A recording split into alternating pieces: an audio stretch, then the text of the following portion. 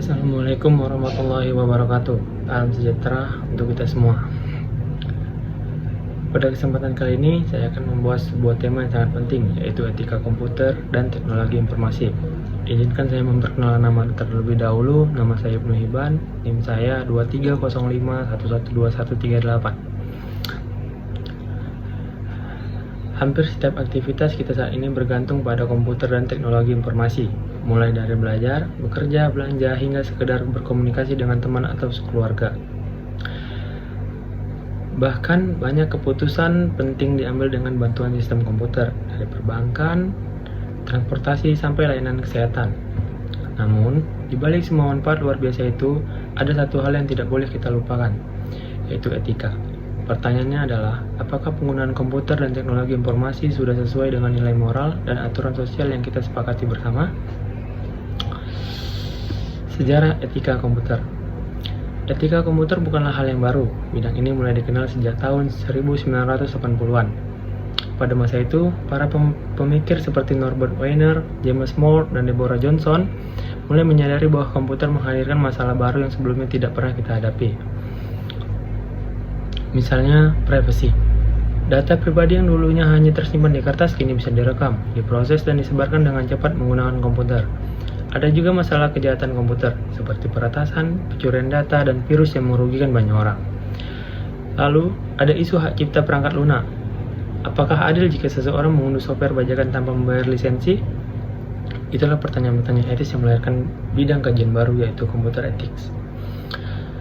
Dari etika komputer ke etika AI, seiring perkembangan teknologi, tantangan etika juga ikut berubah ketika komputer semakin cerdas dan mulai belajar dari data.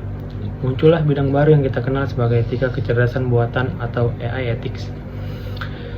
Kalau dulu etika komputer fokus pada hak cipta software dan kejahatan komputer, sekarang diskusinya lebih luas, misalnya masalah bias algoritma. Kita tahu AI belajar dari data. Kalau datanya bias, hasilnya juga bisa bias. Bayangkan sebuah sistem rekrutmen berbasis AI yang lebih sering menolak lamaran perempuan hanya karena data pelatihan didominasi oleh laki-laki. Itu jelas menimbulkan ketidakadilan. Ada juga masalah transparansi. Banyak algoritma AI yang bekerja seperti kotak hitam. Kita bisa melihat input dan output, tetapi sulit memahami bagaimana keputusan diambil. Lalu muncul isu akuntabilitas. Jika sebuah mobil otonom menabrak pejalan kaki, siapa yang bertanggung jawab? Perusahaan pembuat AI, programmer, atau pemilik mobil? Inilah bukti bahwa etika komputer berkembang menjadi sesuatu yang lebih kompleks, yaitu etika AI. Isu etika komputer dan TI yang relevan. Meskipun kita sudah berbicara tentang AI, isu klasik etika komputer tetap relevan sampai sekarang. Yang pertama ada privasi dan keamanan data. Data adalah emas di era digital. Sayangnya, banyak sekali kasus kebocoran data pribadi. Apakah perusahaan boleh menyimpan dan menjual data kita tanpa izin? Yang kedua, hak cipta dan kepemilikan software. Penggunaan software bajakan masih sangat tinggi di negara berkembang, termasuk Indonesia. Ini bukan hanya melanggar hukum, tetapi juga persoalan etika, menghargai karya orang lain. Yang ketiga, penyalahgunaan teknologi.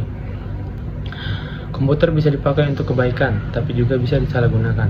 Misalnya, untuk hacking, penyebaran hoax, cyberbullying, atau penipuan online. 4. Dampak sosial.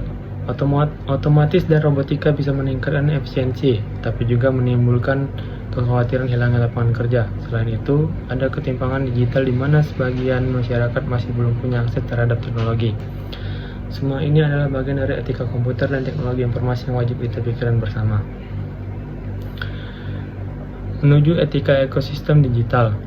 Jurnal yang menjadi rujukan saya yaitu tulisan Bernd Carstenstall tahun 2022 memberikan pandangan menarik. Menurutnya, ketika sudah saatnya berpindah dari sekadar pembicaraan etika komputer atau etika AI menuju sesuatu yang lebih luas, yaitu etika ekosistem digital. Apa maksudnya? Sekarang kita tidak hanya berurusan dengan komputer atau AI secara terpisah. Kita hidup di tengah ekosistem digital yang saling terhubungi. Internet of Things, di mana semua perangkat saling berkomunikasi. Cloud computing dan big data yang menyimpan informasi dalam jumlah luar biasa besar. Oke, sekian, terima kasih. Wassalamualaikum warahmatullahi wabarakatuh.